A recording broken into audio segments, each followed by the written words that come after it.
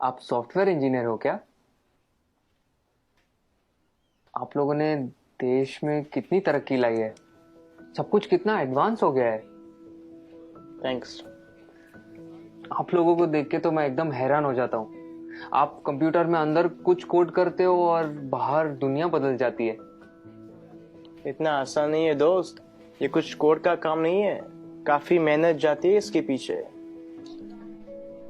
Complicated है, काफी complicated. वाकई, इसीलिए तो आपको इतनी तनख्वाह मिलती होगी ना? Why does everyone just sees the money in it? इसके पीछे की मेहनत कोई नहीं देखता। हम हिंदुस्तानियों की सोच ही छोटी है। Just because मैं पूरा दिन एसी ऑफिस में होता हूँ और ऑब्वियसली मुझे पसीना तो आता ही नहीं होगा, राइट? आप लोगों को ताकत यूज करनी होती है, हमें दिमाग लगाना होता है। ये बाल सफेद ऐसे ही नहीं होते। Let me give you an example. वो ECG मशीन देखो, सब कुछ कंप्यूटराइज्ड है। आपके बॉडी में क्या क्या चल रहा है सब कंप्यूटर से निकाल सकते हैं। प्लेन की, ट्रेन की, लाखों रिजर्वेशन ऑनलाइन होती है। बैंक के ट्रांजैक्शन सब एक सिंगल डेटाबेस में। Data integrity, locking, data security. कुछ आइडिया ये सब डिजाइन करना कितना कॉम्प्लिकेटेड है? और आप कह रहे कि कोडिंग करना आसान है। आप ये सब कोड करना जानते हो? पहले करता था, अब मैं प्रोजेक्ट मैनेजर हूँ, मेरी टीम सब करती है।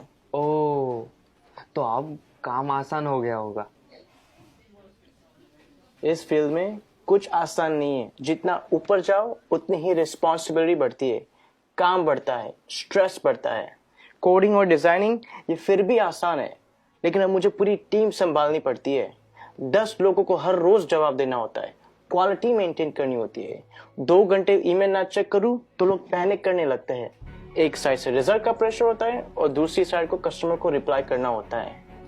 रिक्वायरमेंट्स बदलती रहती है और यूजर्स को कुछ और चाहिए होता है, और आपका बॉस कभी सेटिस्फाइड नहीं रहता है। दोस्त, शायद तुम्हें पता नहीं टेंशन और प्रेशर साथ में हैंडल करना कैसे होता है।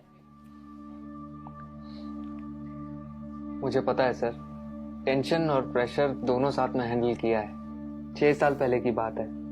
हम लगभग 30 लोग रात के 3 बजे पॉइंट 4875 को कैप्चर करने के लिए बढ़ रहे थे। दुश्मन ऊपर से फायरिंग कर रहा था। अगली गोली किसके नाम पे लिखी थी पता नहीं था। उजाले से पहले हमें वहां पहुंचना था। वक्त काफी कम था हमारे पास। होश तो तब आया जब अगले दिन हम चोटी पर तिरंगा लहरा रहे थे, और तब हम बचे 30 नहीं 4 लोग थे।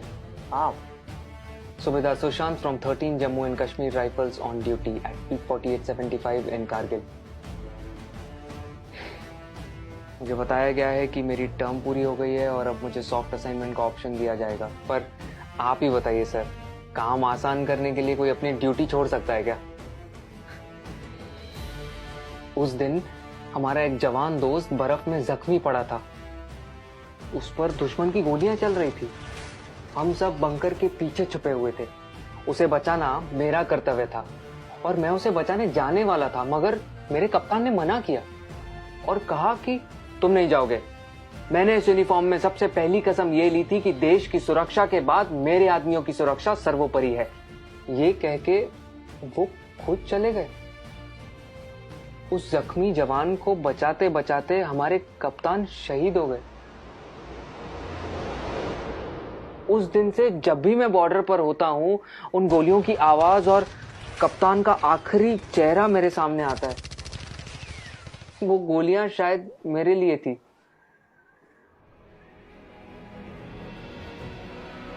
टेंशन और प्रेशर दोनों के साथ काम करना जानता हूं मैं। Sir, take this on. Yeah, sure. It was nice meeting you. Thank you for your service. जय हिंद। जय हिंद।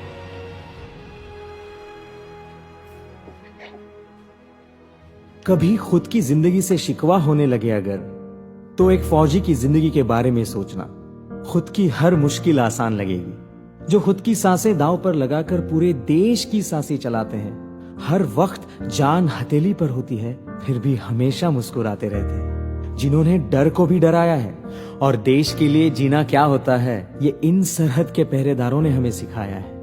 तो अगली बार जब कोई चुनौती तुमसे तुम्हारा सुख चैन छीनेगी तो एक फौजी की जिंदगी के बारे में जरूर सोचना। खुद की हर मुश्किल आसान लगेगी।